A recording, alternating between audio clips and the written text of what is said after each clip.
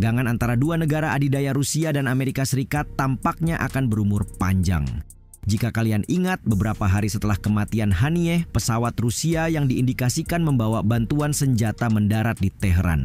Selang 1 bulan, tepatnya pada Kamis 29 Agustus, Presiden Rusia Vladimir Putin sekali lagi menantang AS dengan langkah terbarunya yang melibatkan Iran. Melihat lebih jauh kedekatan Rusia-Iran, berikut sejumlah fakta yang membuktikan bahwa pembangkangan Putin sepenuhnya ada untuk menekan Amerika dalam kepentingan perangnya.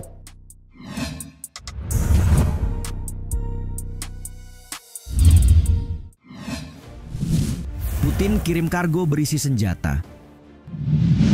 Sebuah pesawat kargo dilaporkan kembali mendarat di Iran pada hari yang sama dengan keberangkatannya dari Moskow. Seorang pemegang akun independen bernama Menchosin menyampaikan berita tersebut dalam sebuah unggahan di X pada hari Jumat. Sembari menegaskan bahwa Aviakon Zitotrans Il-76TD RA-76502 pada gambar telah mendarat sehari sebelumnya. Tak ayal, pendaratan pesawat kargo itu menuai reaksi, tak terkecuali karena alasan sanksi. Sekadar informasi, AS telah memberikan sanksi kepada maskapai penerbangan tersebut atas keterlibatannya dalam pengangkutan senjata. Kejadian kali ini pun bukanlah yang pertama. Seolah menantang, pesawat Rusia ini sebelumnya pernah mendarat di Teheran di tengah ketegangan Iran dengan Israel yang terus berlanjut. Tepatnya ketika pesawat kargo GLX Rusia mendarat di Iran 2 kali dalam waktu kurang dari seminggu. Berdasarkan klaim yang dihimpun, maskapai Aviakon Zitotrans memang dikhususkan untuk mengangkut persenjataan. Meski demikian, muatan pesawat kargo militer Rusia ke Teheran itu belum diketahui. Para ahli Iran mengklaim bahwa Rusia diduga telah mengirim persediaan militer yang signifikan. Alih-alih melancarkan serangan cepat ke Israel setelah terbunuhnya pemimpin Hamas Ismail Haniyeh, Iran tampaknya fokus mempersiapkan persenjataannya untuk potensi konflik berskala besar.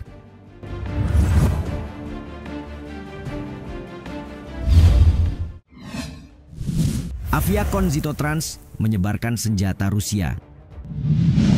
Tahukah kalian, per 26 Januari 2023, Kantor Pengawasan Aset Luar Negeri OFAC, Departemen Keuangan AS, mengambil tindakan tambahan untuk melemahkan kapasitas Federasi Rusia dalam berperang melawan Ukraina. Tidak hanya menjatuhkan sanksi kepada 8 individu dan 16 entitas, 4 pesawat termasuk yang tengah kita bahas, sebelumnya juga berada dalam daftar. Mengutip laman resmi Kementerian Keuangan AS, JSC Aviakon Zitotrans merupakan maskapai kargo Rusia yang telah menangani pengiriman kargo untuk entitas pertahanan Federasi Rusia. Mereka juga tak ketinggalan mengambil peran dalam mengirimkan peralatan militer seperti roket, hulu ledak, dan suku cadang helikopter ke seluruh dunia. Sejumlah lokasi yang pernah dijejal, diantaranya ada Venezuela dan Afrika, di mana keduanya pernah menerima pengiriman material pertahanan dari Aviakon Zitotrans. Maskapai Rusia itu pun tidak bekerja sendiri. Pada September 2022 lalu misalnya, Aviakon Zitotrans berupaya menggunakan perusahaan dan diplomat Turki untuk memfasilitasi penjualan peralatan pertahanan Rusia ke luar negeri atas nama Rosoboronexport OAO.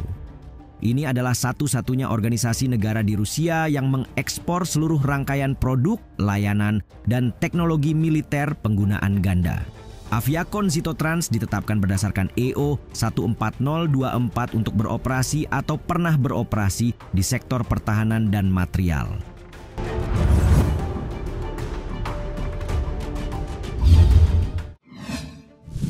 Senjata Rusia terus mengalir ke Iran.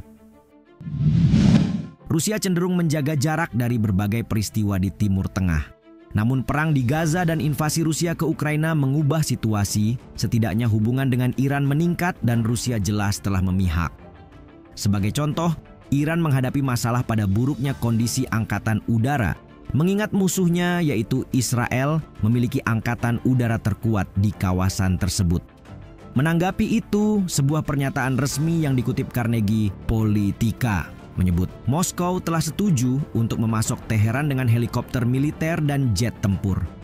Di antaranya jet tempur Su-35, helikopter serang Mi-28, dan jet latih Yak-130. Beberapa telah dikirim dan pilot Iran menggunakannya untuk tujuan pelatihan. Beberapa bukti juga menyebut bahwa Rusia mulai menjual radar modern hingga memasok peralatan militer baru ke Iran. Namun ini tak mudah sebab Moskow masih harus berperang melawan Ukraina. Maka dari itu, skenario populer yang berkembang menyebut Rusia akan membantu Iran secara totalitas jika urusan dengan Ukraina selesai.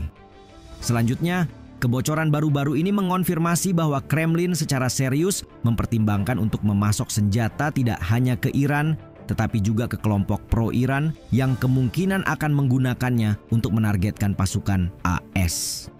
Logika Kremlin kurang lebih seperti ini, karena peralatan militer AS digunakan untuk melawan angkatan bersenjata Rusia di Ukraina, maka Rusia berhak memasok senjata kepada siapapun yang berperang melawan Washington.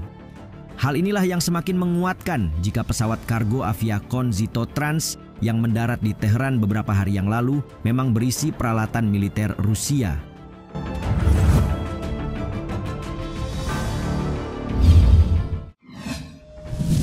Iran fokus siapkan persenjataan. Aksi balas dendam Iran terhadap terbunuhnya Haniyeh menjadi sesuatu yang terus diprediksi, tidak hanya oleh dunia tapi juga oleh musuhnya Israel. Karena itu, tidak adanya pergerakan Iran ditambah pesawat kargo Rusia yang intens mendarat di Teheran menimbulkan satu pertanyaan besar. Benarkah Iran fokus menyiapkan persenjataan untuk serangan besar-besaran? Faktanya, kunjungan Sekretaris Dewan Keamanan Nasional Rusia Sergei Shoigu di Teheran pada 5 Agustus memperkuat asumsi yang ada. Apalagi Shoigu yang juga mantan Menteri Pertahanan itu bertemu dengan Presiden baru Iran, Masoud Pezeshkian, serta Komandan Angkatan Bersenjata Iran Brigadir Jenderal Mohammad Bagheri. Mohammad Bagheri sendiri merupakan Brigadir Jenderal yang memimpin perencanaan serangan militer terhadap Israel. Pejabat Iran yang berbicara dengan syarat anonim mengonfirmasi kepada New York Times bahwa Iran telah meminta peralatan pertahanan udara dari Rusia. Sejalan dengan itu, Rusia pun dilaporkan mulai memasok radar modern dan peralatan pertahanan udara yang dimaksud. Sebelumnya, Komandan Senior Korps Garda Revolusi Iran, Ahmad Hakhtalab, menyebut Teheran bakal mengkaji ulang penggunaan nuklir. Sebagaimana diberitakan CNN, Hakhtalab berkata demikian setelah Israel bersikeras ingin membalas gempuran Iran April lalu. Selama ini Iran mengklaim bahwa program nuklirnya hanya semata-mata untuk tujuan damai. Namun klaim itu dibantah Amerika Serikat dan negara-negara barat lainnya.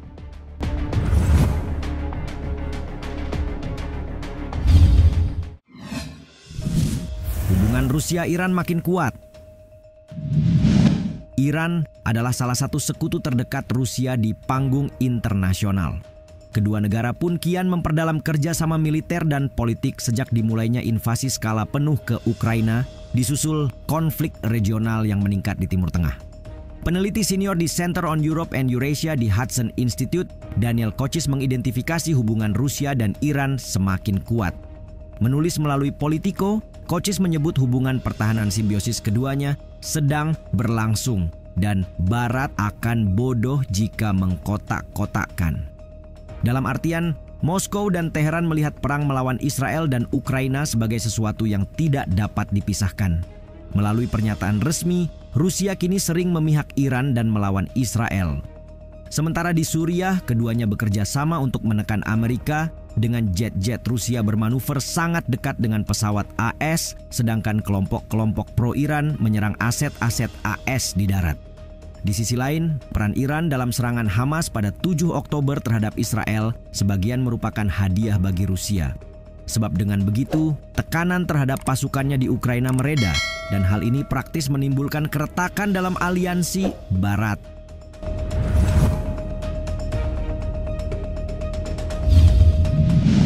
Timur Tengah mengalami tingkat konflik yang belum pernah terjadi selama beberapa dekade. Telah berlangsung hampir setahun, perang nyatanya tidak lagi terlihat seperti penyimpangan melainkan lebih terlihat layaknya babak baru dalam sejarah kawasan.